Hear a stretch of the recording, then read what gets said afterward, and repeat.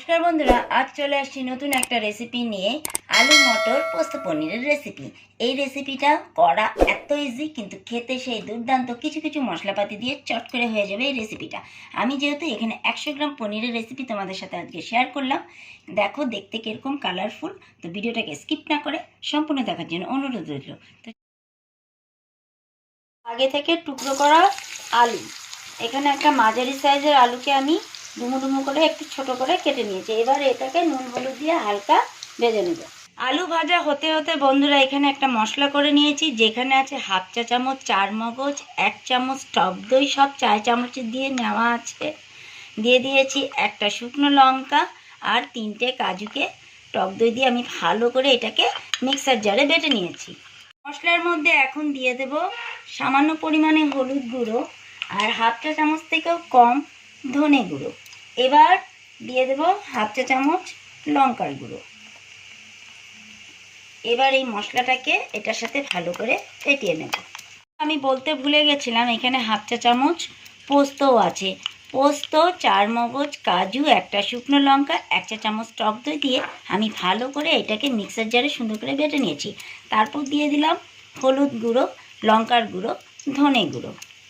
নুন হলুদ দিয়ে আলুটা বেশ আমার লাল লাল করে ভাজা হয়ে গেছে। এবার এই তেলেই সাইডে ফোড়নে দিয়ে দেব সামান্য পরিমাণে সাদা জিরে।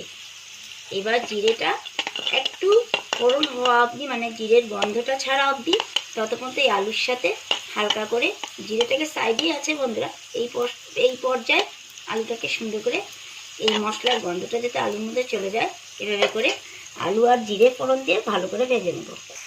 ফোড়নের সাথে আলুটাকে আরও 20 সেকেন্ডের মতন আমি সুন্দর করে ভেজে নিয়েছি। এবার আগে থেকে যেই মশলাটা তৈরি করেছিলাম বন্ধুরা, এই মশলাটা দিয়ে ভালো করে গ্যাসের ফ্লেম লো করে সুন্দর করে আলুর সাথে এটাকে কষিয়ে নেব। মশলাটা আমার ভালো করে আলুর সাথে কষানো হয়ে গেছে। এই পর্যায়ে দিয়ে দেবো স্বাদ মতো নুন। এবার নুন দিয়ে হালকা হাতে 20 সেকেন্ডের মতন আমি নেড়ে চেড়ে নেব।